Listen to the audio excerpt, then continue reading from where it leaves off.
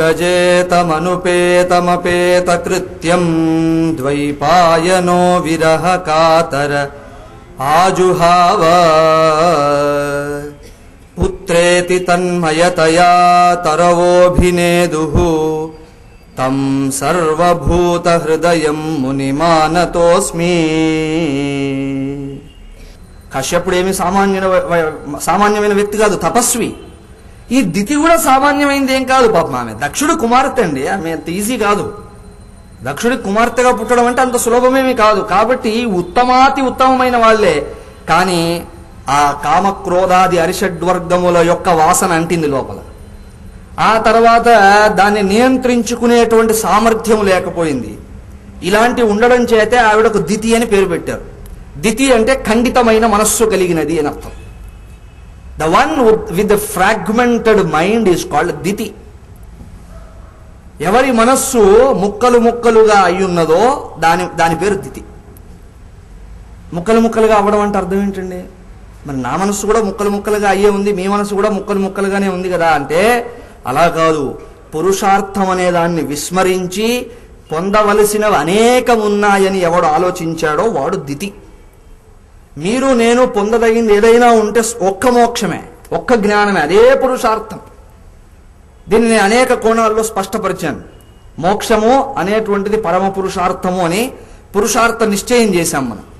వేదాంత శాస్త్రంలో పురుషార్థ నిశ్చయం చాలా ముఖ్యమైనటువంటి. అలా పురుషార్థ నిశ్చయము చేసి నేను పైకి ఎన్ని పనులు చేస్తున్నా, there are 2 goals for me. One, the important and the goal. దాన్ని సాధించేందుకై మీడియం మధ్యలో కొన్ని గోల్స్, దాన్ని ఏమంటారు? Secondary goals. నేను ఒక డాక్టర్ని అవ్వాలని అనుకుంటున్నాను అని ఎప్పుడు అనుకుంటున్నాను? నాకు 14 సంవత్సరాలు ఉన్నప్పుడు అనుకుంటున్నాను. డాక్టర్ అవ్వడం నా గోల్. కానీ ఎట్ ది సేమ్ టైం 10వ తరగతి పాస్ అవ్వాలనేది కూడా గోల్. ఇంటర్మీడియట్ పాస్ అవ్వడం కూడా గోల్. ఆ తర్వాత అదేదో ఎంట్రన్స్ అది ఉంటుంది, అది పాస్ అవ్వడం కూడా గోల్. అదేమిటండి ఇన్ని గోల్స్ ఉన్నాయా? కాదు. ఈ చెప్పబడిన 3 గోల్స్, 3 లక్ష్యాలు దేని కొరకు? ఆ ఒక్క లక్ష్యము కొరకు. సో నేను 10th క్లాస్ పాస్ అయినప్పుడు కూడా ఆనందపడతాను. అప్పుడు ఇంకా డాక్టర్ని అవ్వలేదు, కానీ ఆనందపడతాను డెఫినెట్గా. అంతేగాని నేను ఇంకా డాక్టర్ అవ్వలేదు కదా, ఏముందిలే అంటూ డల్లు కూర్చోను. అంటే సెకండరీ గోల్ని కూడా నేను ఎంజాయ్ చేస్తాను, ఎట్ ది సేమ్ టైం అక్కడ ఆగను. 10వ తరగతి పాస్ అయ్యాం కాబట్టి ఇంకా కొంత డాక్టర్ అయినట్టే లేండి అనుకుంటామా? అనుకో. అలాగే ఇంటర్మీడియట్ కూడా చదువుతాం, పాస్ అవుతాం, మంచి మార్కులు వస్తాయి, అందరూ మెచ్చుకుంటారు, పేపర్లో పేరు అది వేస్తారు, అప్పుడు స్వీట్స్ పంచుతాను. I rejoice that success. Still I don't stop there. I will reach my goal.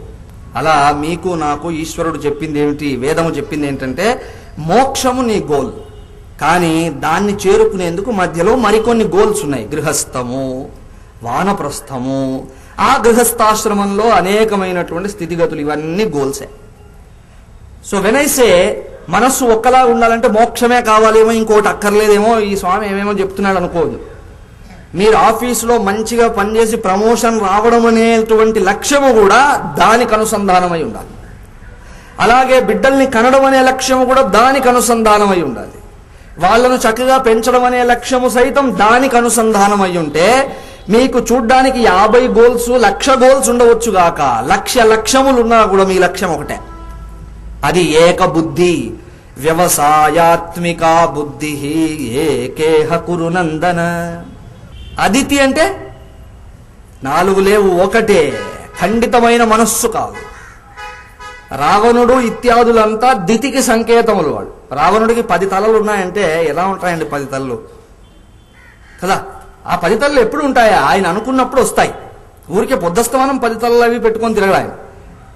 ఆ 10 తలలు ఏమిటంటే అతని మనస్సు ఆ రకంగా ఉంది, పరిపరి విధాలుగా ఏకకాలంలో ఆలోచిస్తుంది. అలాగే పొందవలసినవి బోల్డ్ ఉన్నాయనుకుంటాడు, దాని గురించి ఆలోచిస్తుంటాడు. డబ్బు పొందాలి అని ఒక తల ఆలోచిస్తుంది, తల అంటే ఏమి? తలంపు. అలాగే పేరు ప్రతిష్టలని ఇంకో తల ఆలోచిస్తోంది, జయం లభించాలని ఇంకో తల. అలాగే ఇవ్వని అవ్వని 10 ఆలోచనలు చేసేవాడు రావణుడు. ఎవరి మనస్సు దితిలాగున్నదో వాళ్లకు సాక్షాత్ కశ్యపుడు లాంటి తపస్వి పక్కనున్నా కూడా అతని వల్ల పొందే లాభం ఏమీ లేదు. The mind which is fragmented can have the proximity of Dakshinamurti himself. What to speak of the local gurus? సాక్షాత్ దక్షిణామూర్తి దగ్గర కూర్చున్నా కూడా అది పొందే లాభం ఏమీ లేదు. అర్థమవుతుందా? కాబట్టి ఆ రకంగా కామావేశము చేత చేరింది ఆవిడ. తద్వారా సంయమ భంగమైపోయింది, నియమ భంగమైంది. ఆయన అప్పటికీ చెప్పాడు, ఇప్పుడు ఒక్క క్షణం ఆగు, కాసేపు ఆగు, ముహూర్త కాలం ఆగు, ఎక్కువసేపు అక్కర్లేదు. కారణం ఏంటంటే ఈ అసుర సంధ్య ఇది మంచిది కాదు. ఈ సంధ్య కూడా బ్రహ్మదేవుడి యొక్క దేహం. ఆయన ఒక్కొక్కటి స్మరించగా ఒక్కొక్క భూతజాలము సృష్టింపబడింది. ఆయన ఒక సన్నివేశంలో కొంత ఆయన అలసట బాగా పొందాడు సృష్టి చేసి. ఆ తరుణంలో ఆ అలసటలోంచి భూత పిశాచములు ఉద్భవించాయి. ఆ తరువాత ఆ శరీరమును త్యజించాడు. బ్రహ్మ అనేక ఉపాధులను త్యజించడం చేత ఆ ఉపాధులే ఆయా జీవులుగా పరిణామం చెందాయి. దీనికి సంబంధించిన బోల్డ్ విస్తారం ఇదే భాగవతంలో వస్తుంది. 3వ స్కందంలోనే మీరు చదవండి. 20 నుంచి 25 అధ్యాయాలను గనక మీరు దర్శనం చేస్తే అవన్నీ కనిపిస్తాయి. సో బ్రహ్మగారు ప్రత్యేకంగా సృష్టి చేశారు, ఈ వ్యవహారం కాదు. బ్రహ్మగారు ఆయా భావన చేసినప్పుడు తత్సంబంధమైన భూతములు నిర్మితమయ్యాయి. ఆ తర్వాత ఆ దేహాన్ని వదిలేశారు ఆయన.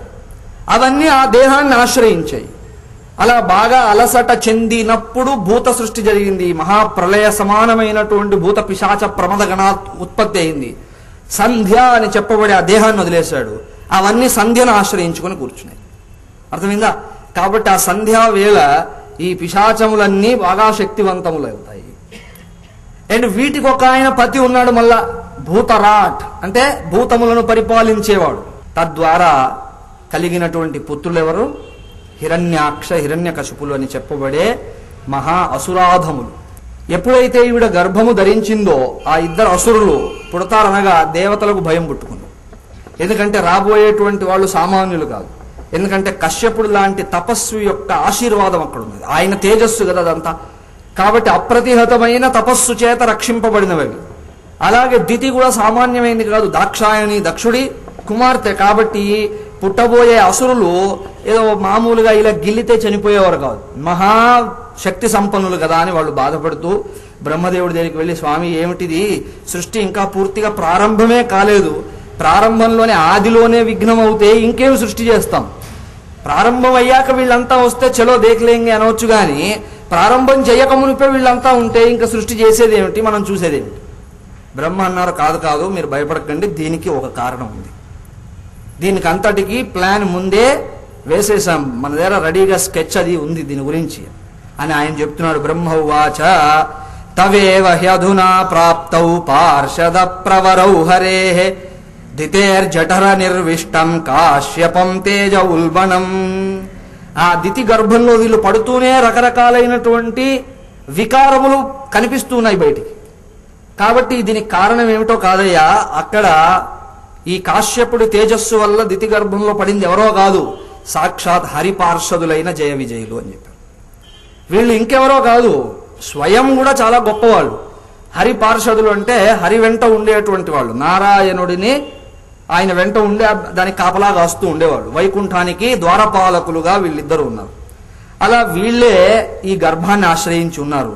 వాళ్ళే అసురులుగా పుట్టబోతున్నారు, హిరణ్యాక్ష హిరణ్యకశిపులుగా పుడతారు, లోకాన్ని బాధ పెడతారు. కానీ మనమేం భయపడక్కర్లేదు, నారాయణుడు వారిని తన దగ్గరికి తీసుకుంటాడు అని చెప్పిన తర్వాత ఆశ్చర్యంగా మళ్ళా ఈయన ప్రశ్నించాడు, అసలు వాళ్లకు శాపం ఎందుకు వచ్చిందండి?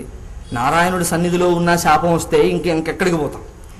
లోకంలో ఉండగా బాధలు ఉన్నాయంటే ఓకే, కానీ సాక్షాత్ ఆయన దగ్గర నిలబడి కూడా బాధపడాల్సి వచ్చింది. అలాంటి అవకాశం ఉందా అసలు? నారాయణుడి పార్షదులు అంటే మనలాగా దూరంగా ఉంటారు కదా, పొద్దస్తమానం పాటలు పాడక్కర్లేదు, నారాయణుడిని నిరంతరం చూస్తూనే ఉంటారు. కానీ వాళ్ళు సైతం శాపానికి లోనవ్వాల్సి వచ్చిందంటే దీని వెనక ఆలోచించాల్సిన విషయం ఉంది. కాబట్టి నాకు కొంత తెలుసుకోవాలని ఉంది అని వాళ్ళు ప్రార్థించారు. అలా ప్రార్థించడం చేత ఈయన ఒక కథ ప్రారంభం చేశాడు. బ్రహ్మ మానసపుత్రులైనటువంటి, అంటే తాను చెప్తున్నాడు బ్రహ్మదేవుడు, నా మానసపుత్రులు సనక సనందన సనాతన సనత్ కుమారుడు, వీళ్ళను సృష్టిని ప్రవర్తింపజేయమని చెప్పి నేను సృష్టించాను మొట్టమొదట. కానీ వారికి నివృత్తి అనే తప్ప ప్రవృత్తిలో ఆసక్తి లేదు. వారిని సృష్టిలో ప్రవృత్తము గావించే ప్రయత్నం చేస్తే వాళ్ళు మాకు ఇదంతా ఇంట్రెస్ట్ లేదు, వీఆర్ ఎవర్ ఫ్రీ అన్నట్టుగా చెప్పేసి బ్రహ్మగారిని ధిక్కరించి వాళ్ళు బయటకు వచ్చారు. అయితే సృష్టిలో వాళ్ళు ప్రథమ జీవులు, మొదలు పుట్టింది వాళ్ళు. అదీగాక వాళ్ళ తపో ఫలము సామాన్యమైంది కాదు కాబట్టి ఎక్కడికైనా యథేచ్ఛగా సంచరించగలరు. వాళ్ళకు ఈ లోకము ఆ లోకం అనేం లేదు, ఎక్కడ పడితే అక్కడ విహరించేటువంటి శక్తి వారికి ఉన్నది. అలా వారు ఒకరోజు వైకుంఠానికి వెళ్ళాలనుకున్నారు, నారాయణుడి దర్శనం చేద్దామని. అలా ప్లస్ వాళ్ళకున్న ఇంకో లక్షణం ఏంటంటే ఎవరి పర్మిషన్ అడగడం వాళ్ళకి పెద్దగా ఇష్టం లేదు. ఎందుకంటే వాళ్ళకి తెలియదు ఇలా పర్మిషన్ కూడా అడగాల ఒకరిని. భగవంతుడి దగ్గరికి భక్తుడు వెళ్ళాలంటే మధ్యలో ఇంకోటి పర్మిషన్ ఏమిటని. అలా స్ట్రైట్ గా వెళ్ళారు. 1, 2, 3, 4, 5, 6 గేట్లు దాటారు. అప్పుడు ఇద్దరు వచ్చారు, జయుడు విజయుడు. వీళ్ళ పని ఏంటంటే ఆ ద్వారపాలకుడిగా ఉండాలి. కానీ ద్వారపాలకుడికి కూడా కొంత బుద్ధి ఉండాలి. ఏదైనా పని అప్పజెప్పినప్పుడు ఆ పనిని గుడ్డిగా అనుసరించడం కాదు, ఎవరితో ఎలా వ్యవహారం చేయాలో తెలిసి ఉండాలి. ఈ వ్యవహార దక్షత ఎక్కడ లోపించినా నాశనం ప్రారంభం. మళ్ళీ అక్కడి నుంచి భాగవతం నేర్పుతుంది చూడండి, జీవితంలో ఎలా ఉండాలి. హరిపార్షదులం అనేటువంటి భావనతో అడ్డగించవచ్చు ఎవరినైనా, కానీ వెళ్ళి అయ్యా నమస్కారం పెట్టి మహాత్ములారా తమరు వెళ్తున్నారు, మీ అనుగ్రహం మా మీద ప్రసరింపజేయండి, నారాయణుడిని దర్శించాలంటే ఇలా ఉంది, కొద్దిగా ఆగండి అని చెప్తే అయిపోతుంది.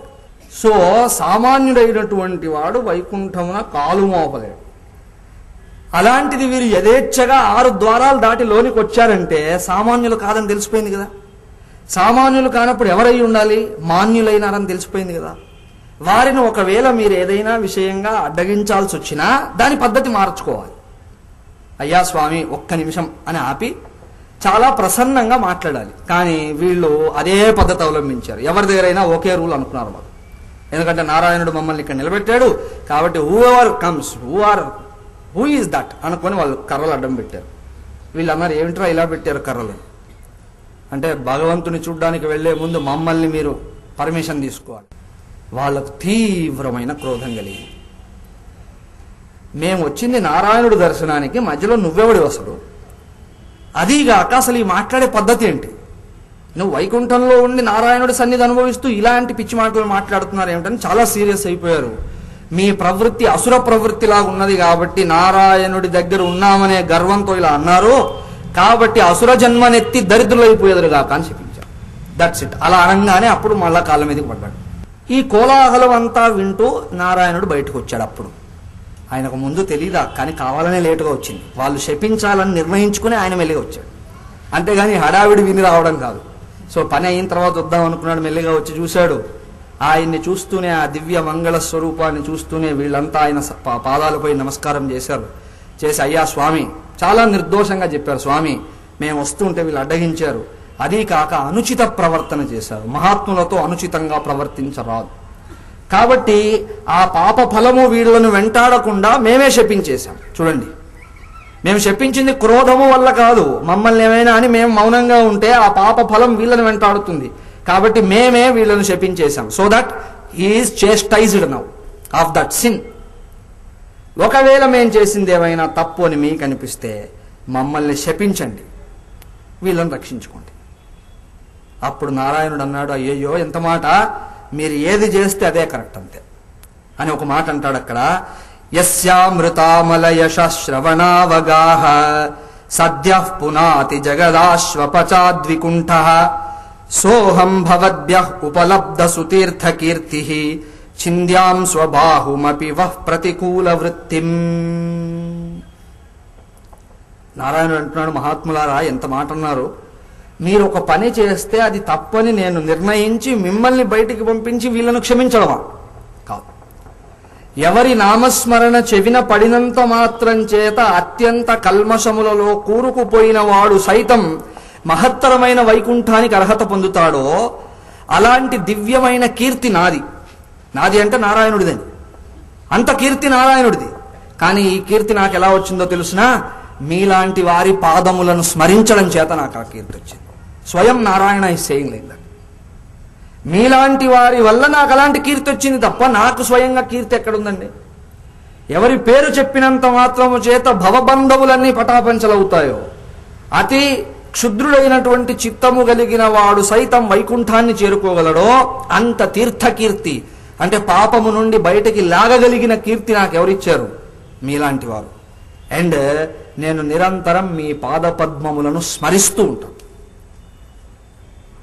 వీళ్ళ విషయంలో వాళ్ళు ఏదో అపరాధం చేశారు కదా, వాళ్ళని క్షమించమన్నారు.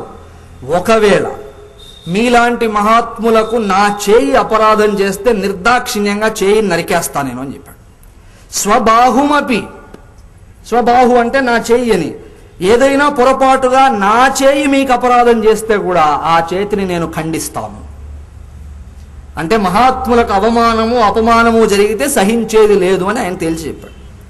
కాబట్టి మీరు ఏమి శిక్ష వేశారో అలాగే జరుగుగాక, అంతే తప్ప దాంట్లో నో ఆల్టరేషన్స్. తమరు నిర్ణయించిందే మేము ఫాలో అవుతున్నాం అని ఆ రకంగా మాట్లాడి ఆ భక్తులతో చాలా ఉత్తమంగా చాలా ప్రేమగా మాట్లాడితే ఆ నలుగురిలో ఉన్న క్రోధావేశం తగ్గిపోయింది, ప్రశాంతం అయిపోయారు. కానీ కామక్రోధ పరవశత్వము చేత బ్రహ్మజ్ఞానులను అవమానించిన ఫలం మాత్రం వాళ్ళని వెంటాడుతుందని కూడా చెప్పేశాడు. అప్పుడు ఆ మహాత్ములు అన్నారు, స్వామి మేమేదో సరే శపించామో అయిపోయింది, కానీ మా వల్ల మీ కీర్తి పెరగడం ఏమిటి? ఏ లక్ష్మిని అందరూ నిరంతరము ధ్యానిస్తారో, ఆవిడ కరుణ కటాక్ష వీక్షణముకై ఎదురు చూస్తూ ఉంటారో, అలాంటి పరమ శ్రేయస్సులను కలిగించి పరమ పవిత్రమునర్చే లక్ష్మి మీ పాదముల దగ్గర ఉంది. అలాగే నానా దివ్యములు సుగుణములు మంగళములు అని చెప్పేటువంటి సమస్తములు మీ సన్నిధిలో ఉంటాయి కదా. మంగళానాం చ మంగళం పవిత్రానాం పవిత్రం యో అన్నారు కదా. పవిత్రములు సైతం పవిత్రమయ్యేది దేనివల్ల అంటే నారాయణుడి నామం చేత. మంగళకరమైన పరిస్థితులు ఒక వ్యక్తికి రావాలంటే అవి ఊరికే రావు, నారాయణుడి స్మరణ వల్ల వస్తాయే. అలాంటిది మీరు మా చేత పవిత్రులు అవుతున్నాం అంటున్నారు. అది మీ గొప్పతనానికి నిదర్శనం, భక్త పరాధీనతకు నిదర్శనం. That shows you love your devotees అంతే. కాబట్టి మేమేదో దాన్ని నిజంగా స్వీకరించట్లేదు. ఒకవేళ తమరు అనుజ్ఞాపిస్తే వాళ్ళ శాపాన్ని నేను నివారణ చేస్తాను, మేము మళ్ళా వెనక్కి తీసుకుంటాం. వారు అన్నారు, లేనే లేదు, అవసరమే లేదు, ఆబ్జాబ్, ఎవరి శాపాన్ని వెనక్కి తీసుకోక్కర్లేదు, అది అలా జరగాల్సి ఉంది అని చెప్పారు. చక్కగా నారాయణుడిని నమస్కరించి వీళ్ళను కూడా congratulations, enjoy your time on earth అని చెప్పేసి వీళ్ళు చక్కగా వెళ్ళిపోయారు నలుగురు. కానీ ఆ పార్షదులు మాత్రం భయకంపితులై ఉన్నారు. ఎందుకంటే అపరాధం ఏదైనా చేశారు, కానీ నారాయణుని విడిచి ఉండాలంటే వీళ్ళ వల్ల కాదు. అపరాధం చేయడం కరెక్టే, ఎట్ ది సేమ్ టైం ఆ చిత్తములో నారాయణుడి యొక్క భావన ఎంత తీవ్రంగా ఉందంటే బయటపడడం చాలా కష్టం. ఆ తరుణంలో వాళ్ళు పరమాత్ముడిని పట్టుకుంటే ఆయన చెప్పాడు, శ్రీ భగవానువాచ ఏతౌ సురే తరగతిం ప్రతిపద్య సద్య సంరంభ సంభృత సమాద్యనుబుద్ధియోగౌ భూయః సకాశముపయాస్యత ఆశు యోవః శాపోమయైవ నిమిత్తస్తవేత విప్రాహ. జయ విజయులారా, ఇదేదో విప్రశాపము అనుకోవద్దు మీరు అన్నారు. వాళ్ళెవరో వచ్చి వాళ్ళని మీరు అడ్డగించడం చేత వాళ్ళు క్రోధ పరవశులై మిమ్మల్ని శపించారు అనుకోవద్దు. వాళ్ళు బ్రహ్మనిష్ఠులు, అలాంటి వాళ్ళు కాదు. వాళ్ళు ఈ శాపము వాళ్ళు పెట్టిన నిమిత్తము నేనే, అంటే నేనే శపించానని తెలుసుకోండి. మీరు ప్రపంచంలో ఎవడు అవమానం చేసిన ఎవడు కాదు, నేనే చేస్తున్నానని తెలుసుకో. అలా ఎందుకు చేశారు స్వామి అంటే, పూర్వం మీరు ఒక అపరాధం చేశారు, ఆ అపరాధ ఫలమే మిమ్మల్ని వెంటాడింది. కాబట్టి ఆ బ్రహ్మనిష్ఠులు ఏదో శపించారనుకోవద్దు, అది నిమిత్తం అంతే, పైకి కనిపించే కారణం. అలాగే మీరు పృథివీ మీదకి వెళ్లాల్సి ఉన్నది, ఇంకా ఇక్కడి నుంచి వైకుంఠాన్ని వదిలేయాలి. అయితే ఆ మహాత్ములు దయతో ఒక మాట అని వెళ్ళారు, నారాయణ ఒకవేళ మీరు ఏదైనా ఆల్టరేషన్స్ చేయాలంటే చేసుకోవచ్చు ఆ శాపంలో. కాబట్టి వాళ్ళు నాకు ఆ ఫ్రీడమ్ ఇచ్చారు, కాబట్టి నేను ఇప్పుడు మీకు ఒక అవకాశం ఇస్తున్నాను, నాకు శత్రువులై పుట్టండి వెళ్ళి. అలా సుర ఇతర గతిం ప్రాప్య. సుర ఇతరం అంటే అర్థం ఏమిటి? సుర అంటే దేవతలు, దేవతలకు ఇతరమైనది అంటే అసురులు. ఆ అసుర గతిని పొందిన వారై నాయందు విద్వేషము చేత మీ మనస్సు మీకు తెలియకుండా నిరంతరం నాయందే ఉంటుంది. అలా అది ఏకాగ్రమైపోతుంది. మహాయోగులు ఏళ్ల తరబడి కూర్చుని యమ నియమాది అష్టాంగ యోగమును అభ్యసించి ఏ నారాయణుడి మీద మనసు పెట్టాలని ట్రై చేస్తారో, నా దయ వల్ల మీకు క్రోధం వల్ల అది వస్తుంది. వైరభక్తి మీరు చేస్తారు కొండి అంటే you are always thinking of me, that becomes a సమాధి. సంరంభ సంభృత సమాధి అనుబుద్ధ యోగవు. మీ బుద్ధి ఇంకో చోటికి పోదసలు, నాయందే ప్రవర్తమానం అవుతుంది. వై? ఇంటెన్సిఫై అవుతుంది. సంభృతము అంటే నిరంతరం పెరగడం. దేని చేత? సంరంభం అంటే క్రోధం. క్రోధావేశము చేత మీ మనస్సు నిరంతరం నాయందు నిరంతరం పెరుగుతూనే ఉంటుంది. తద్వారా మీకు గొప్ప బుద్ధియోగమే వచ్చినట్టు. నేను ఒక రోజు వస్తాను, పని ముగిస్తాను, వెనక్కి వచ్చేద్దరు. కానీ వాళ్ళు అన్నారు, ఓకే స్వామి, ఎలా అయినా పర్వాలేదు, కానీ మీ పట్ల మాకు ఈ భక్తి ఉండేలాగా, మిమ్మల్ని తప్ప ఇంకో దాన్ని స్మరించని విధంగా ఉంటే చాలు. అంటే ఆ రకంగా ఆ విప్రశాపాన్ని నిమిత్తంగానే భావన చేయండి, వాళ్ళ మీద కూడా వేరుగా ఆలోచన చేయొద్దని పంపించాడు. వాళ్ళు అన్నారు, ఇంతకీ మేము చేసిన అపరాధం ఏంటి? ఏ అపరాధము మీ సమక్షంలో ఉండి కూడా చేస్తే మాకు ఇలాంటి గతి పట్టింది? అంత అపరాధం అని తెలుసుకోవాలనుకుంటున్నానంటే, ఏతత్ పురైవ నిర్దిష్టం రమయా క్రుద్ధయా తదా పురాయద్వారి తాద్వారి విశంతి మయ్యుపారతే. ఒకరోజు నేను, ఏనాటి కదో చెప్తున్నాడు ఆయన నారాయణుడు, ఒకరోజు నేను శయనిస్తుండగా లక్ష్మి ఏదో పని మీద బయటికి వెళ్ళింది. ఆవిడ లోనికి వస్తుంటే మీరు అతి తెలివితో ఆవిడ్ని కూడా అడ్డగించారు. అర్థమైందా? నువ్వు ఏదైనా వాచ్మెన్ పని చేయరా అంటే ఇక మన వాళ్ళని కూడా అడ్డగిస్తుంటే ఎలాగండి? కాబట్టి నువ్వు ఎవరిని, నా శక్తిని అడ్డగించావు. నేను పడుకోనున్నారనే నెపంతో అలా చేయవచ్చు అసలు. కానీ లక్ష్మి వెనక్కి వచ్చి మళ్ళా నేను లోనికి వెళ్ళాలి అంటే కుదరదమ్మా, నారాయణుడు పడుకోనున్నాడు, వెయిట్ చేయండి అని చెప్పారు మీరు. అప్పుడు ఆవిడకి మనస్సులో క్రోధం జన్మించింది. ఇలాంటి వారు వైకుంఠంలో ఉండకూడదు అని నిర్ణయించింది ఆవిడ. అలా లక్ష్మికి మీరు చేసిన అపరాధము వల్ల ఈనాడు వైకుంఠచ్యుతి పొందాల్సి వచ్చింది. అర్థమైందా? కాబట్టి ఏది ఎక్కడ లింక్ ఉందో తెలియదు. ఒళ్ళు దగ్గర పెట్టుకొని ప్రవర్తించాలి. ఎక్కడ? అక్కడే దగ్గర పెట్టుకొని ప్రవర్తించాలంటే ఇక్కడ మరింత దగ్గర పెట్టుకొని ప్రవర్తించాలి. అంతేనా కాదా? కాబట్టి నారాయణుడు దగ్గర కూర్చుంటాం, మాకు అన్ని పనులు అయిపోతాయి, మమ్మల్ని ఎవడేమన్నాడు అనుకుంటే అక్కడికి వచ్చి శపించే బ్యాచ్ కూడా ఒకటి ఉంటుందని తెలుసుకోవాలి. అర్థమైందా? మన అనుచిత ప్రవర్తనకు ఫలము ఎక్కడున్నా పొందే తీరాలనేది నియమం ఇక్కడ.